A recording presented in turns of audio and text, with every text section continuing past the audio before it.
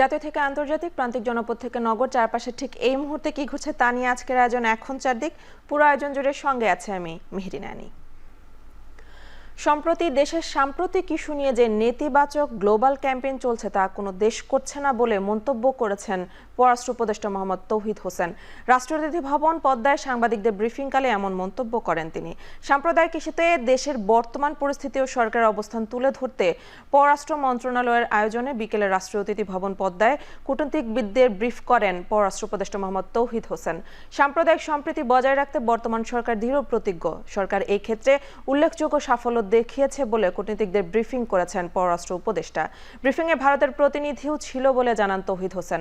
ভারতীয় মিডিয়া ছাড়াও অনেক মিডিয়া সংখ্যালঘু নিয়ে সাম্প্রতিক ঘটনা ভুলভাবে উপস্থাপন করছে বলে মন্তব্য করেন তিনি। বাংলাদেশ নিয়ে পশ্চিমবঙ্গের মুখ্যমন্ত্রী মমতা বন্দ্যোপাধ্যায় যে মন্তব্য করেছেন তা রাজনৈতিক বলে মনে করেন পররাষ্ট্র উপদেষ্টা।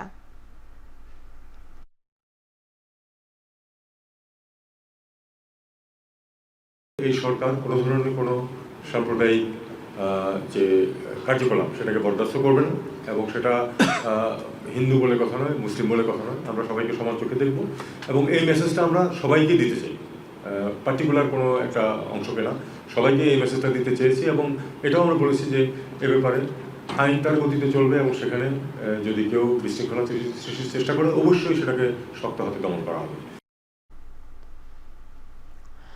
দক্ষিণ এশীয় আঞ্চলিক সহযোগিতা সংস্থা বা সার্ককে পুনরুজ্জীবিত করা গেলে পুরো অঞ্চলের মানুষ লাভবান হবে বলে জানিয়েছেন প্রধান উপদেষ্টা ডক্টর মোহাম্মদ ইউনুস। এজন্য সার্ক সচিবালয়কে আরও নিবিড়ভাবে কাজ করার আহ্বান জানান তিনি। তেজগাঁওয়ে প্রধান উপদেষ্টার কার্যালয়ে সার্কের মহাসচিব গোলাম সারওয়ার সাক্ষাৎ করতে গেলে ডক্টর ইউনুস এ কথা বলেন। এ সময় সার্কের মহাসচিবকে বাংলাদেশ, ভারত ও ভুটানের মতো প্রতিবেশী দেশগুলোতে নেপালের জলবিদ্যুৎ রপ্তানির মতো বহুপাক্ষিক বিষয়ে কাজ করার আহ্বান জানান প্রধান উপদেষ্টা। তিনি জানুয়ারিতে বাংলাদেশ যুব উৎসবে যোগ দেওয়ার জন্য সার্ক দেশগুলোর তরুণদের আমন্ত্রণ জানান। প্রধান উপদেষ্টা বলেন, সার্কের মূল উদ্দেশ্য হলো এই অঞ্চলের মানুষকে একত্রিত করা।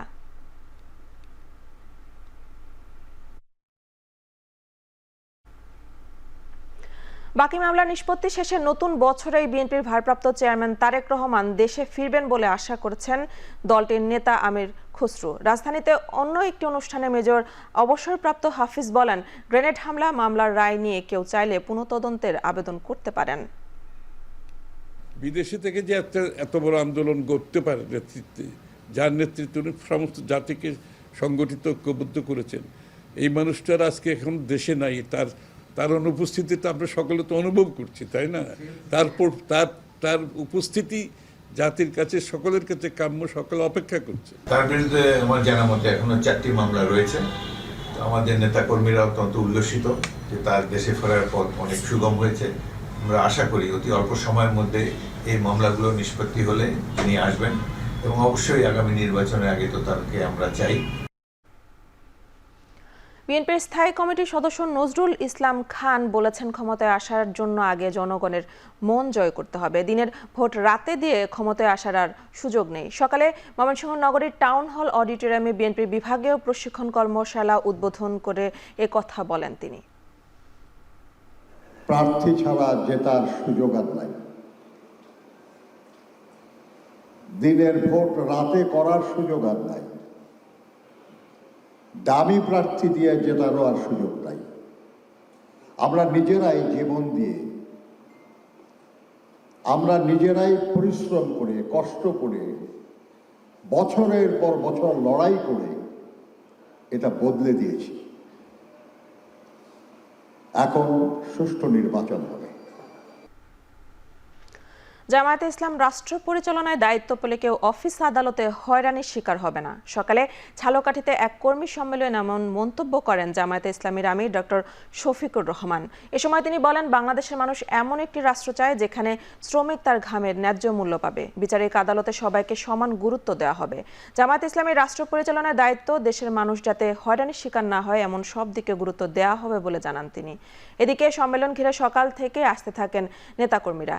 এ সময় সম্মেলনে উপস্থিত ছিলেন জেলা জামায়াতের আমির হাফিজুর রহমান, জামায়াতের কেন্দ্রীয় নির্বাহী পরিষদ সদস্য সহ অনেকেই। যেই দেশের কোর্ট কাছারি, অফিস আদালত, মিল, সেক্টর, ইন্ডাস্ট্রি, কর্পোরেশন, স্বায়ত্তশাসিত শাসিত প্রতিষ্ঠান, কোথাও গিয়ে আপনি লাঞ্ছিত হবেন না, অপমানিত হবেন না। কারো ভিক্ষা আপনাকে চাইতে হবে না, বরঞ্চ আপনার অধিকার আপনাকে সম্মানের সাথে দিতে হবে। সেই বাংলাদেশ চাই। অফিসার কর্মচারী আল্লাহকে ভয় করে কলম চালাবে, বিচারকের আসনে বসে মানুষের উপরে জুলুম করবে না। আমরা সেই বাংলাদেশ চাই। আবু সাইদ হত্যার ঘটনায় দায়ের করা মামলার শুনানি দ্রুতই শুরু হবে বলে জানিয়েছেন স্বরাষ্ট্র উপদেষ্টা জাহাঙ্গীর আলম চৌধুরী। রংপুরে আবু সাইদের পরিবারের সঙ্গে দেখা করে কথা বলেন তিনি।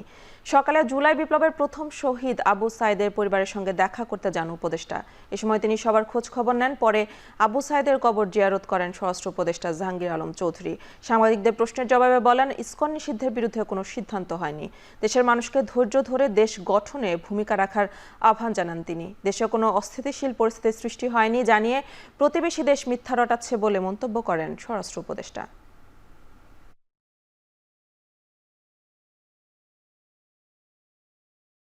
তিনজন আসামি গ্রেপ্তার হয়েছে এবং এই মামলাটা যত তাড়াতাড়ি সম্ভব আমরা শুনানি শুরু করব এবং অন্যান্য যে আসামিরা ঘুরে বেড়াচ্ছে তাদের যদি আপনারা আইডেন্টিফাই করতে পারেন এবং আমার পুলিশ আইডেন্টিফাই করতে পারে, তাদের অবশ্যই আইনের আওতায় নিয়ে আসা হবে। পার্শ্ববর্তী দেশের মিডিয়া আমগো সম্বন্ধে অনেক মিথ্যা প্রচার করে, যেটা একমাত্র আপনারাই এটা করতে পারেন, কাউন্টার করতে পারেন। যেহেতু আপনারা সত্যি ঘটনা প্রকাশ করে এদের এই মিথ্যা প্রচারটাকে আপনারা মিথ্যাটাকে বন্ধ করে দিতে পারেন। বাংলাদেশের চাইতে অসাম্প্রদায়িক দেশ উপমহাদেশে আর নেই বলে জানিয়েছেন নৌ পরিবহন উপদেষ্টা এম সাখাওয়াত হোসেন। দুপুরে বরিশালে মেরিন একাডেমিতে ক্যাডেটদের পাসিং আউট প্যারেড অনুষ্ঠান শেষে সাংবাদিকদের এ কথা জানান তিনি। দুপুরে বরিশালে মেরিন একাডেমিতে ক্যাডেটদের পাসিং আউট প্যারেড অনুষ্ঠান শেষে সাংবাদিকদের এ কথা জানান তিনি। এ সময় তিনি আরও বলেন, বাংলাদেশের মানুষ ভারত বিরোধী নয়, যতটুকু ভুল বোঝাবুঝি হয়েছে তা দূর করে বন্ধুত্ব বজায় রাখার চেষ্টা চলছে বলেও জানান নৌ উপদেষ্টা। এর আগে ক্যাডেটদের পাসিং আউট প্যারেড অনুষ্ঠানে প্রধান অতিথি হিসেবে যোগ দেন তিনি। বরিশাল মেরিন একাডেমির তৃতীয় ব্যাচে 53 জন ক্যাডেট প্রি-সি কোর্স ট্রেনিং সম্পন্ন করেছেন।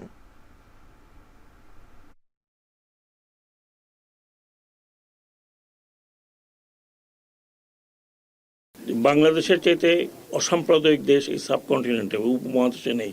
ভারতের মতো একটা বন্ধুপ্রতিম দেশের সাথে আমাদের সম্পর্ক ভালো হওয়ার কথা। আমরা সমুদ্রে বলি, নদীতে বলি, সব কিছুতে আমরা শেয়ার করছি।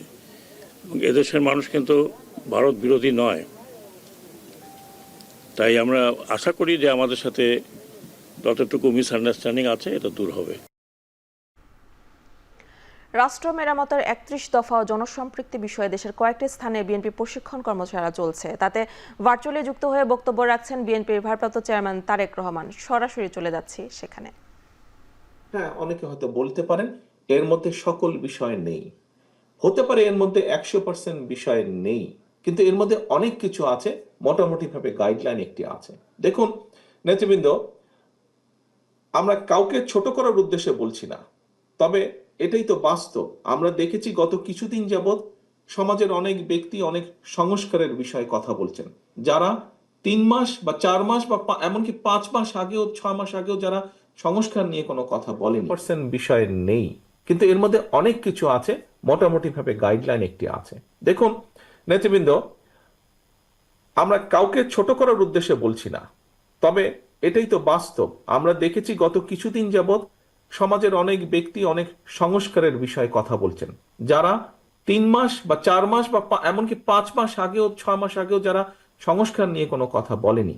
কিন্তু বাংলাদেশ জাতীয়তাবাদী দল, আপনাদের দল বিএনপি এই সংস্কারের কথা আজকে থেকে 2 বছর আগে বলেছে, যখন আমরা জানতাম না স্বৈরাচারের পতন কবে হবে, কবে স্বৈরাচার পালিয়ে যাবে এই দেশ থেকে, এরকম যখনও পরিষ্কারভাবে আমাদের সামনে কিছু ছিল না, আমরা সেই সময় বলেছি। অর্থাৎ বিএনপি সত্যিকার ভাবে যে আমরা হয়তো অনেক কিছু অতীতে যখন দেশ পরিচালনার সুযোগ ছিল আমাদের হাতে, হয়তো সবকিছু যা যা বলেছি আমরা করতে পারিনি, হয়তো অনেক কিছু করতে পারিনি, অনেক কিছু করেছি আবার অনেক কিছু করতে পারি, কিন্তু তারপরেও বিএনপি যে দেশের কথা চিন্তা করে, দেশের মানুষের কথা চিন্তা করে এবং চিন্তা করেই যে এই যে 31 দফা বা সংস্কার প্রস্তাব দিয়েছে 2 বছর আগে, এটাই প্রমাণ করে যে বিএনপি দেশ এবং দেশের মানুষের কথা চিন্তা করে। আপনারা যদি পত্রপত্রিকার মধ্যে খেয়াল করে থাকেন দেখবেন, আজকে তো আপনারা নিজেরাই শুনলেন, দেখলেন, আলোচনা করলেন। নিশ্চয়ই আপনারা যদি একটু চিন্তা করে দেখেন যে গত 1.5-2 মাস 3 মাস ধরে যারা অনেকে সংস্কারের কথা বলছে, আমরা এই 31 দফার ভিতরে যা যা বলেছি কম বেশি তারা কিন্তু সেই কথাগুলোই বলছেন, এর বাইরে খুব একটা যাবার কোনো রাস্তা নেই। আমরা এই 31 দফাটা প্রথমে 27 দফা হিসাবে দিয়েছিলাম।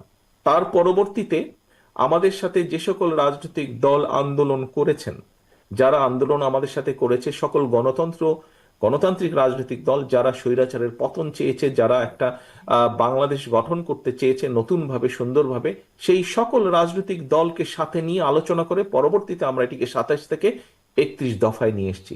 কাজেই এই 31 দফা কিন্তু শুধু যে বিএনপির দফা তা না, আমাদের সাথে সমমনা বা যেভাবেই বলি না কেন আমরা, আমাদের সাথে যে রাজনৈতিক দলগুলো ছিলেন অর্থাৎ বাংলাদেশের পক্ষের সকল গণতান্ত্রিক দলগুলোর চিন্তার ফসলই হচ্ছে এই 31 দফা। অর্থাৎ নট অনলি বিএনপি, এর সাথে আরো বহু রাজনৈতিক দলের চিন্তা সমন্বয় ঘটেছে এই 31 দফার মধ্যে। এখন প্রিয় সহকর্মীবৃন্দ, এই 31 দফা আমাদেরকে নিয়ে যেতে হবে, এটার পক্ষে মানুষের সমর্থন আমাদেরকে আদায় করতে হবে। এই কাজটি আপনাদেরকে কষ্ট করে এই কাজটি করতে হবে। শুধু এই 4 দেওয়ালের ভিতরে আজকে 31 দফা রেখে দিলে চলবে না। আপনাদেরকে আমরা কেন্দ্র থেকে করেছি, আপনাদেরকে এখানে আজকে কিছু একটি বক্সের মধ্যে কিছু লিফলেট দেওয়া হয়েছে, বইগুলো দেওয়া হয়েছে। এটি যথেষ্ট নয়। আপনাদেরকে সাথে আমরা জেলা নেতৃবৃন্দের কাছে কেন্দ্র থেকে পেন ড্রাইভে করে দিয়ে দেওয়া হচ্ছে সফট কপিটি। আপনাদের কাছে অনুরোধ থাকবে, আমরা কিছু আপনাদেরকে দিয়েছি টোকেন হিসেবে, বাকি আরো অনেক লাগবে, সেটি কষ্ট করে আপনাদেরকে প্রিন্ট করতে হবে।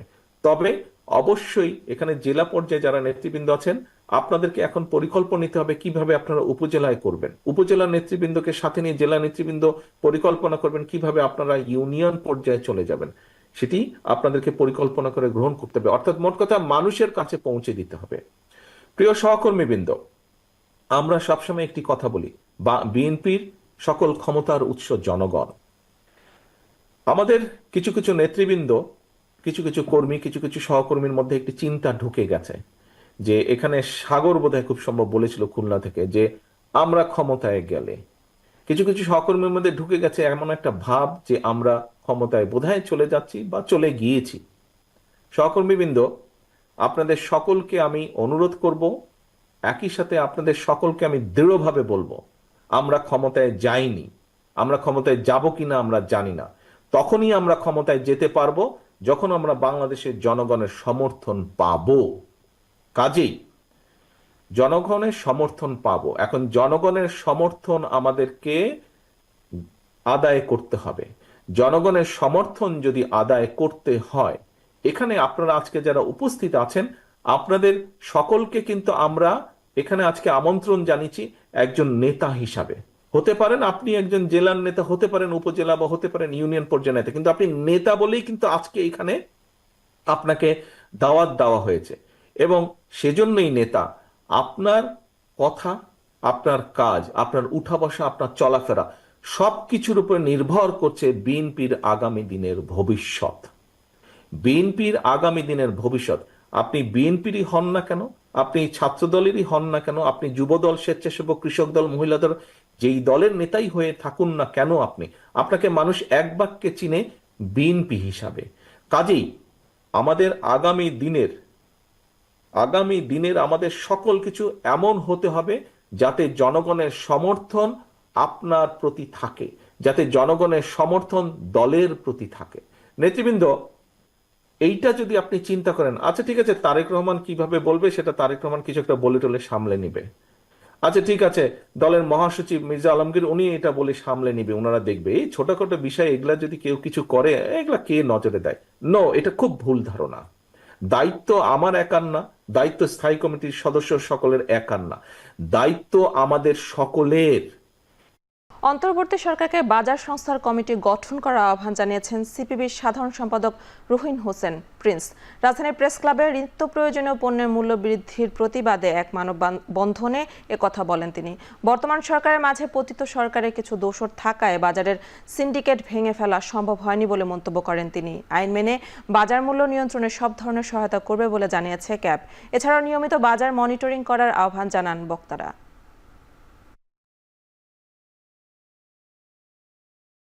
সারের দাম কমান, কীটনাশকের দাম কমান, পানির দাম কমান, বিদ্যুতের দাম কমান, তাহলে জিনিসপত্রের দাম কমে যাবে।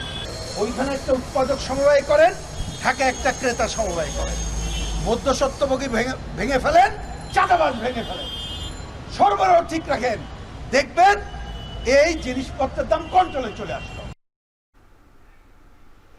দুদিন কাজ না করলে একজন ব্যক্তি দারিদ্র্য সীমার নিচে চলে আসবে, এমনই দারিদ্র্য বিমোচন ব্যবস্থা রেখে গেছে আওয়ামী লীগ সরকার। দলিল প্রমাণে এ তথ্য উঠে এসেছে বলে জানিয়েছেন শ্বেতপত্র প্রণয়ন কমিটি। সকালে পরিকল্পনা কমিশনের ব্রিফিংয়ে কমিটি বলছে, এলডিসি উত্তরণ বিষয়েও ভুল বয়ান দেওয়া হয়েছে। অর্থনীতি সংস্কারে এখনও একটি গোষ্ঠী বাধা দিচ্ছে বলে জানান কমিটি প্রধান দেবপ্রিয় ভট্টাচার্য। যারা আন্দোলন সংগ্রামে ছিলেন সেই রকম মানুষদের আমরা প্রথম ডেকে প্রথম আলোচনাটা তাদের প্রত্যাশাটা বোঝার চেষ্টা করেছি, এবং সেটাও খুবই একটা মানে সেই অভিজ্ঞতাটাও খুবই মনে রাখার মতো আর কি। সেই কিভাবে তারা শিক্ষা খাতের উপর জোর দিয়ে, কর্মসংস্থানের উপর জোর দিয়ে আলোচনা করেছিল। শিক্ষার মানসম্পন্ন শিক্ষা এবং শোভন কর্মসংস্থান, এই দুটো বিষয় তাদের আলোচনার ভিতরে খুব বড়ভাবে এসেছিল। অন্যান্য সংস্কারের আলোচনাও তারা সেই দিন এনেছিলেন। দু একটি পরিসংখ্যান আমরা পুনর্বিবেচনা করছি যে বিভিন্ন জায়গা থেকে নেওয়া হয়েছে, সেগুলি তারা সঠিকভাবে দিয়েছে কিনা, অথবা তাদের আবার নতুন পরিসংখ্যান আসলো কিনা। প্রত্যেক দিনই তো নতুন নতুন হিসাব হচ্ছে, তো সেইগুলি আমরা এটা দেখার চেষ্টা করছি। 12 জন লোকের হাতে লেখা হয়েছে, 12 জন না, আসলে তো 20 জন হবে, কারণ আমার সহকর্মীরা ছিলেন লেখার ভিতরে। সেহেতু বিভিন্ন হাতে লেখাও হয়েছে, বিদেশি ভাষায় লেখা হয়েছে। এটার কিছু সম্পাদনার প্রয়োজন করবে, আমরা সেই সম্পাদনাটাও করব। এই পুরো কাজটা আগামী 1 মাসের ভিতরে আমরা শেষ করে এটাকে ছাপিয়ে বের করার চেষ্টা করব। ভোটারের হালনাগাদ তালিকা 2025 সালের 2 মার্চ প্রকাশ করা হবে বলে জানিয়েছেন নির্বাচন কমিশনার আবু ফজল মোহাম্মদ সানাউল্লাহ। চূড়ান্ত তালিকা প্রকাশের পর যারা বাদ পড়েছে তাদের তথ্য বাড়ি বাড়ি গিয়ে নেওয়া হবে বলে জানান তিনি। এছাড়া নতুন ভোটারদের আগাম তথ্যও নেওয়া হবে। আমাদের এই বছরের হালনাগাদ যে প্রক্রিয়া, সেই প্রক্রিয়াটা সম্পন্ন হয়ে যাবে। আপনারা জানেন যে 1 জানুয়ারিতে যে ডাটাটা হয়, সেই ডাটাটা 2 জানুয়ারি থেকে শুরু করে 2 মার্চ পর্যন্ত আমরা বিভিন্ন শুনানি ইত্যাদি সম্পন্ন করে 2 মার্চে খসড়া প্রণয়ন করি। তো আমাদের 2025 সালে 2 মার্চে খসড়া প্রণীত হয়ে যাবে। যারা বাদ পড়লো, আমরা চাই যে তারা আমাদের ভোটার তালিকায় সন্নিবেশিত হোক। এই জন্য আমরা সিদ্ধান্ত নিয়েছি আমরা বাড়ি বাড়ি গিয়ে তাদের তথ্য সংগ্রহ করব। 15 আগস্টকে জাতীয় শোক দিবস ও ছুটি ঘোষণা সংক্রান্ত হাইকোর্টের রায় স্থগিত করেছেন আপিল বিভাগ। সোমবার আপিল বিভাগ থেকে আদেশ দেওয়া হয়। এছাড়া জয় বাংলাকে জাতীয় স্লোগান ঘোষণা করা হাইকোর্টের রায় বাতিল চেয়ে আবেদন করেছে রাষ্ট্রপক্ষ। 1996 সালে আওয়ামী লীগ ক্ষমতায় আসার পর বঙ্গবন্ধু শেখ মুজিবুর রহমানকে হত্যার দিনটি 15 আগস্ট জাতীয় শোক দিবস এবং সরকারি ছুটি ঘোষণা করা হয়েছিল। পরে 2002 সালে বিএনপির নেতৃত্বে 4 দলীয় জোট সরকারের মন্ত্রিসভায় জাতীয় শোক দিবস এবং সরকারি ছুটির সিদ্ধান্ত বাতিল করা হয়। এর বিরুদ্ধে 2008 সালের 27 জুলাই আওয়ামী লীগ সমর্থিত 3 জন আইনজীবী রিট করলে হাইকোর্ট বিএনপির নেতৃত্বাধীন জোট সরকারের মন্ত্রিসভার সিদ্ধান্তকে অবৈধ ঘোষণা করে রায় দেন। এরপর থেকে 15 আগস্ট জাতীয় শোক দিবস পালন এবং সরকারি ছুটির সিদ্ধান্ত বহাল হয়। সম্প্রতি হাইকোর্টের ওই রায়ে স্থগিত চেয়ে আপিলের আবেদন করে রাষ্ট্রপক্ষ। এছাড়া জয় বাংলাকে জাতীয় স্লোগান ঘোষণা করে হাইকোর্টের দেয়া রায়ও বাতিল চাওয়া হয়েছে। এ বিষয়ে পরবর্তী শুনানি রোববার।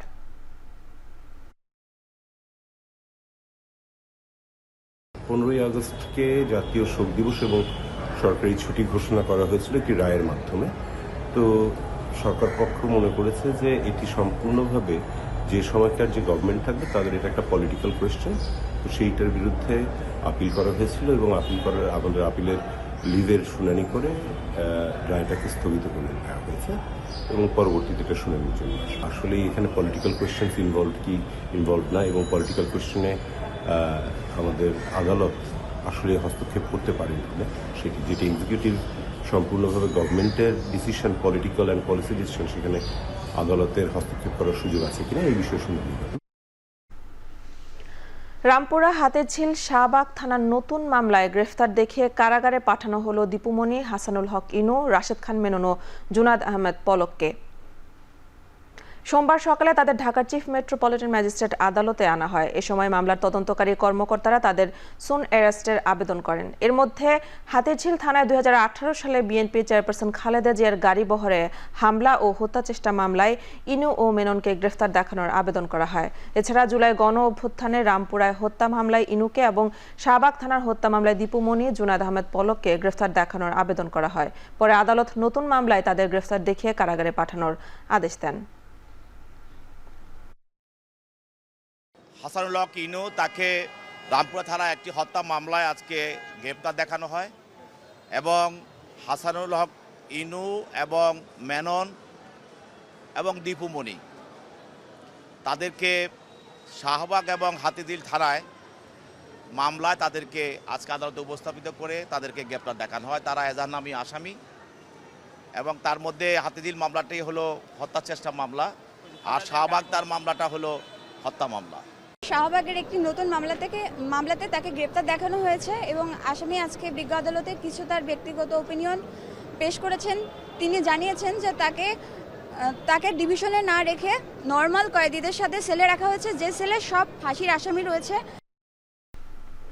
গুমের অভিযোগে র্যাবের সাবেক পুলিশ সুপার মহিউদ্দিন ফারুকী ও বরিশাল রেঞ্জের অতিরিক্ত পুলিশ সুপার আলেপ উদ্দিনের পরবর্তী হাজিরা 20 ফেব্রুয়ারি ঠিক করেছে আন্তর্জাতিক অপরাধ ট্রাইব্যুনাল। সকাল 11টার দিকে তাদের হাজির করা হলে এই আদেশ দেয়া হয়। গত 28 নভেম্বর আন্তর্জাতিক অপরাধ ট্রাইব্যুনালের বিচারপতি মোহাম্মদ গোলাম মুর্তুজা মজুমদারের নেতৃত্বে 2 সদস্যের আন্তর্জাতিক অপরাধ ট্রাইব্যুনাল তাদের হাজির করার নির্দেশ দিয়েছিলেন। ওদিন শুনানি শেষে প্রসিকিউটর গাজী মনোয়ার হোসাইন তামিম জানিয়েছিলেন, সাবেক 2 র্যাব কর্মকর্তার বিরুদ্ধে গুম ও নির্যাতনের অভিযোগ পাওয়া গেছে। তদন্তের ভিত্তিতে তাদের বিরুদ্ধে প্রাথমিক সত্যতা পাওয়া গেছে। এর ভিত্তিতে ট্রাইব্যুনালে 2টি আবেদন করা হয়।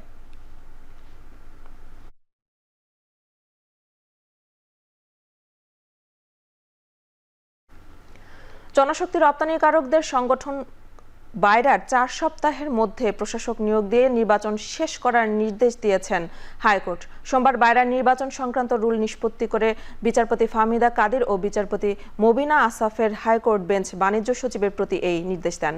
আগামী 24 ডিসেম্বর নির্বাচনের তারিখ ঘোষণা করে তফসিল ঘোষণা দেয় বাইরা। পরে এই তফসিল চ্যালেঞ্জ করে হাইকোর্ট রিট করেন বাইরার সদস্য ও খন্দকার রিক্রুটিং এজেন্সির মালিক খন্দকার আবু আশফাক। সে রিটের শুনানির পর গত 5 নভেম্বর নির্বাচন 6 মাসের জন্য স্থগিত করার পাশাপাশি তফসিলের বৈধতা প্রশ্নে রুল জারি করেছিলেন হাইকোর্ট।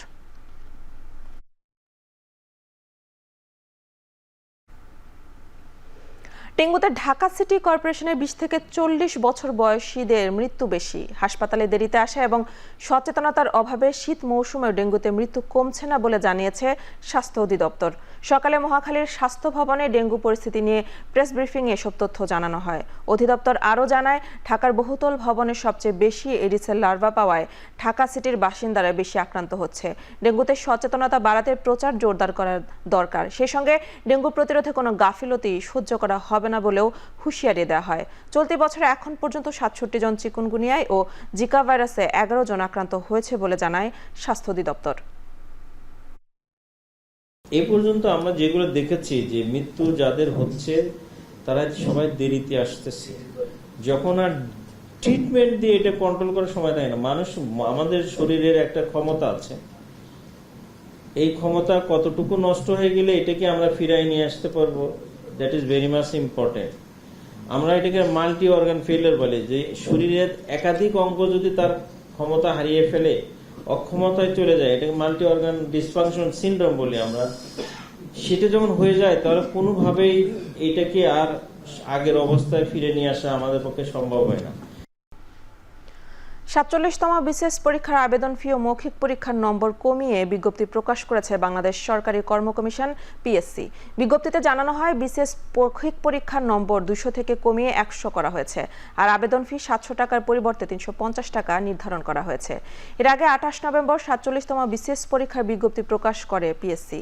সেখানে আবেদন ফি আগের মতো 700 টাকা নির্ধারণ করা হয়, আর ক্ষুদ্র নৃগোষ্ঠীভুক্ত প্রার্থী, প্রতিবন্ধী ও তৃতীয় লিঙ্গের প্রার্থীদের জন্য আবেদন ফি ধরা হয় 100 টাকা। টাকা। তবে এর কয়েক ঘন্টা পর আবেদন ফি কমানোর ঘোষণা দেয় পিএসসি, যা মন্ত্রণালয়ের অনুমোদনের পর চূড়ান্ত হয়। 47তম বিসিএস এর মাধ্যমে ৩,৪৮৭টি ক্যাডার ও নন ক্যাডারের 201টি পদে নিয়োগ দেওয়া হবে।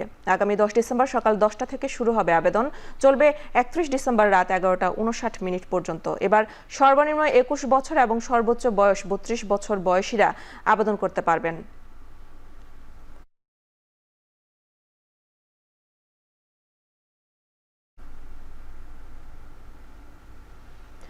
ফ্যাসিবাদের সমর্থন না করায় পতিত সরকারের আমলে অনেক সাংবাদিককে কল্যাণ ট্রাস্টের সহায়তা দেওয়া হয়নি বলে জানিয়েছেন বাংলাদেশ সাংবাদিক কল্যাণ ট্রাস্টের ব্যবস্থাপনা পরিচালক এম আব্দুল্লাহ। অনুদান পাওয়ার যোগ্য প্রকৃত সাংবাদিকরা কল্যাণ ট্রাস্টের সহায়তা পাবেন বলেও জানান তিনি।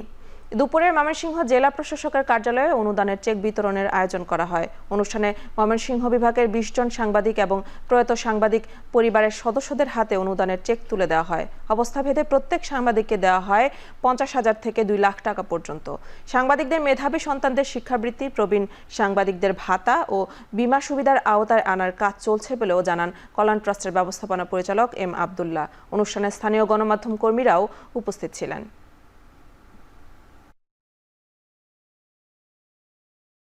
প্রবীণ সাংবাদিকদের মাসিক ভাতার আওতায় আনার জন্য আমরা নীতিমালা প্রণয়নের কাজ করছি।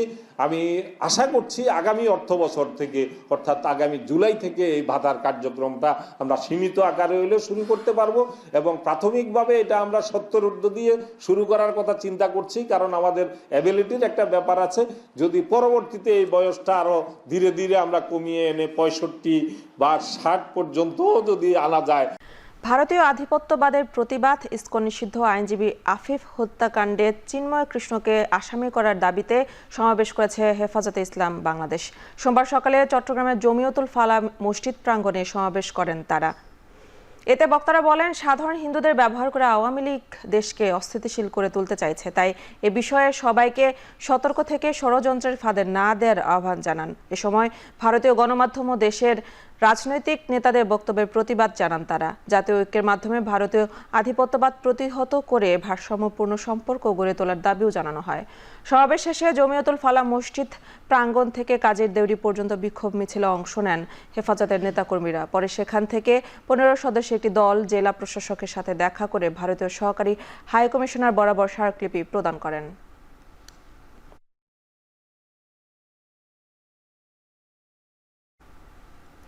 যারা ভারতের সাথে মিলিত হয়ে বাংলাদেশকে ভারতের একটি অঙ্গরাজ্য হিসেবে গড়ে তুলতে চায়, তাদের বিরুদ্ধে কঠোর অবস্থান নেওয়া হবে বলে হুঁশিয়ারি করেছেন সার্বভৌমত্ব আন্দোলনের নেতাকর্মীরা। সোমবার রাজধানীর প্রেস ক্লাবে আয়োজিত সম্প্রীতির বাংলাদেশ শিরোনামের এক জনসভায় এ বক্তব্য দেন তারা। তাছাড়া বর্তমান সরকারকে আইন মেনে যত দ্রুত সম্ভব শেখ হাসিনাকে দেশে ফিরিয়ে এনে তার শাস্তি নিশ্চিত করার দাবি জানান তারা। এছাড়া রাষ্ট্র সংস্কারের নামে যারা ষড়যন্ত্র করছে তাদের রুখে দেওয়া হবে।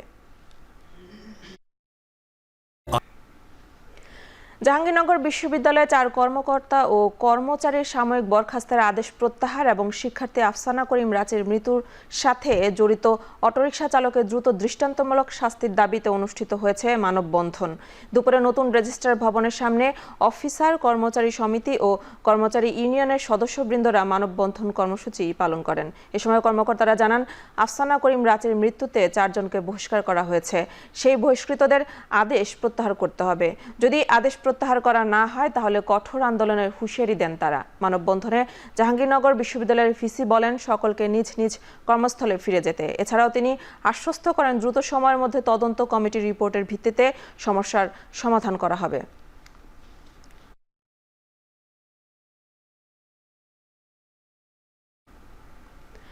কারসাজি করে পেঁয়াজ ও আলুর মূল্যবৃদ্ধি এবং বাজারে খোলা সয়াবিন তেল বিক্রি বন্ধ সহ 8 দফা দাবিতে মানববন্ধন করেছে ক্যাব।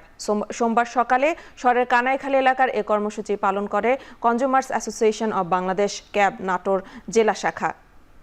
মানববন্ধনে বক্তারা বলেন, হিমাগারে আলু ও পেঁয়াজের মজুদ থাকার পরও কারসাজি করে বেশি মূল্যে বিক্রি করা হচ্ছে। প্রশাসন ও ভোক্তা অধিদপ্তরের কার্যকর পদক্ষেপ না থাকায় ব্যবসায়ীরা অতিরিক্ত মুনাফা করছেন। এছাড়া আইন অমান্য করে বাজারে খোলা সয়াবিন তেল বিক্রি হলেও প্রশাসন চুপ বলেও দাবি করা হয় মানববন্ধনে। এজন্য দুর্নীতিবাজ ব্যবসায়ীদের বিরুদ্ধে আইনগত ব্যবস্থা নেওয়া সহ পণ্যের সরবরাহ বৃদ্ধি, টিসিবি ট্রাক সেল বাড়ানো সহ ফ্যামিলি কার্ডধারীর সংখ্যা বাড়ানো এবং কনজিউমার বিভাগ বা মন্ত্রণালয় চালুর দাবি জানানো হয় মানববন্ধন থেকে।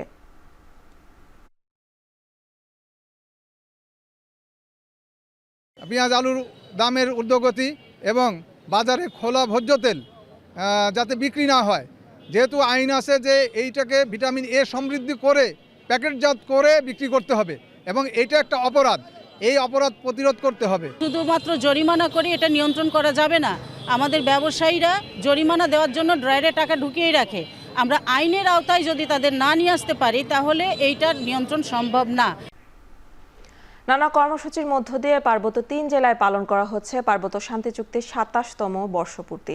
সকালে বান্দরবানের ক্ষুদ্র নৃগোষ্ঠীর সাংস্কৃতিক ইনস্টিটিউট প্রাঙ্গণে পায়রা উড়িয়ে কর্মসূচির উদ্বোধন করা হয়। পরে ইনস্টিটিউটের হল রুমে কেক কেটে উদযাপন করা হয় পার্বত্য শান্তি চুক্তির 27তম বর্ষপূর্তি।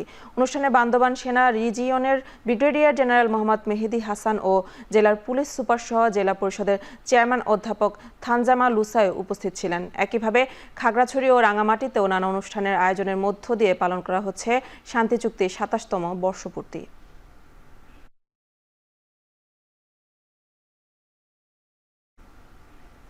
চট্টগ্রামে 4 ডিসেম্বর থেকে শুরু হচ্ছে ফার্নিচার মেলা, চলবে 9 ডিসেম্বর পর্যন্ত। নগরীর জিএসসি কনভেনশন সেন্টারে বাংলাদেশ ফার্নিচার শিল্প মালিক সমিতি চট্টগ্রামের উদ্যোগে এই মেলা আয়োজিত হবে। দুপুরে এক সংবাদ সম্মেলনে একথা জানান আয়োজকরা। সকাল 10টা থেকে রাত 9টা পর্যন্ত সবার জন্য উন্মুক্ত থাকবে মেলা। এবারের মেলায় মোট 28টি প্রতিষ্ঠান অংশ নিচ্ছে। দেশীয় ফার্নিচার শিল্পকে এগিয়ে নিতেই এমন উদ্যোগ বলে জানান আয়োজকরা। মেলায় ক্রেতাদের জন্য বিশেষ ছাড়ের ব্যবস্থা থাকবে বলেও জানানো হয় সংবাদ সম্মেলনে। সংবাদ সম্মেলন উপস্থিত ছিলেন বাংলাদেশ ফার্নিচার শিল্প মালিক সমিতি চট্টগ্রাম বিভাগের সাবেক সভাপতি সৈয়দ এএসএম নুরুদ্দিন, বর্তমান সভাপতি মোহাম্মদ মাকসুদুর রহমান, মোহাম্মদ সাইফুদ্দিন চৌধুরী, মেলা কমিটির সদস্য সচিব আল মোহাম্মদ ইকবাল সহ আরও অনেকে।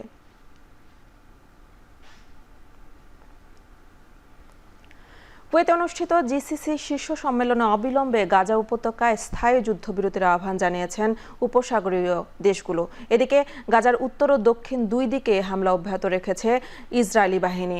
জিসিসির 45তম শীর্ষ সম্মেলনের এক বিবৃতিতে গাজার বাসিন্দাদের মৌলিক চাহিদা মেটাতে প্রয়োজনীয় মানবিক সহায়তা দেওয়ার আহ্বান জানায় সদস্য রাষ্ট্রগুলো। ইসরায়েলের দখলদারিত্বের তীব্র নিন্দা জানিয়ে কুয়েতের আমির বলেন, ফিলিস্তিনিদের উপর গণহত্যা চালাচ্ছে ইসরায়েল। এদিকে গাজায় হামলা অব্যাহত রেখেছে ইসরায়েলি বাহিনী। উত্তরে জাবালিয়া ও দক্ষিণে আবাসান আল কাবিরা শরণার্থী শিবিরে একযোগে হামলা চলছে। টানা প্রায় 14 মাসের যুদ্ধে প্রাণ গেছে 44,000-এরও বেশি ফিলিস্তিনির। এবার ইসরায়েলের বিরুদ্ধে যুদ্ধাপরাধের অভিযোগ তুলেছে দেশটির সাবেক এক প্রতিরক্ষা মন্ত্রী।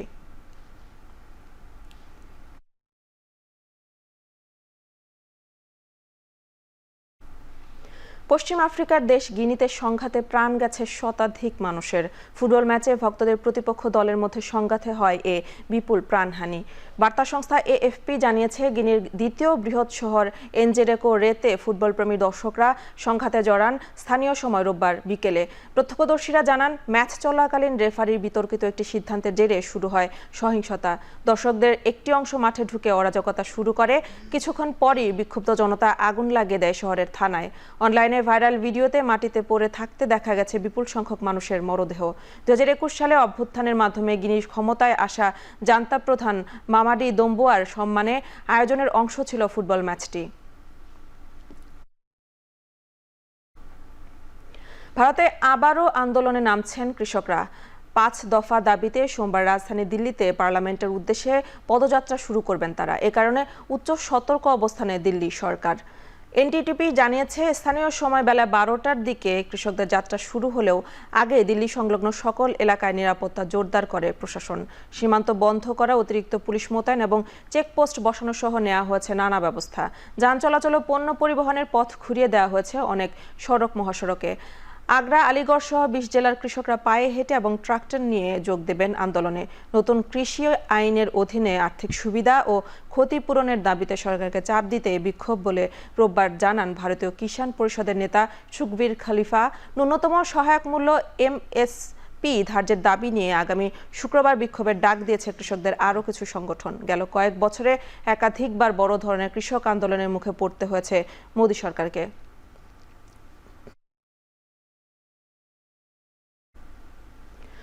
মৌসুমের প্রথম তুষারঝড় আর হিমশীতল তাপমাত্রায় স্থবির যুক্তরাষ্ট্রের উত্তর পূর্বাঞ্চল।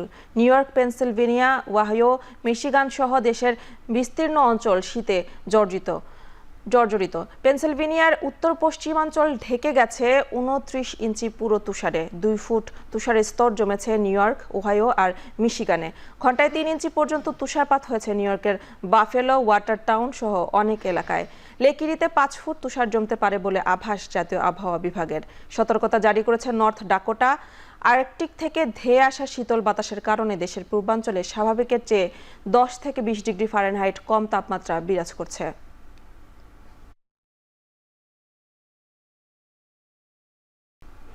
শেষ করছে এখন চারদিক। এখন টেলিভিশন ওয়েবসাইটে দেখতে ভিজিট করুন www.ekhon.tv। এছাড়া ফেসবুকে দেখতে ভিজিট করুন facebook.com/tv.ekhon এবং ইউটিউবে দেখতে ভিজিট করুন youtube.com/c/ekhon tv।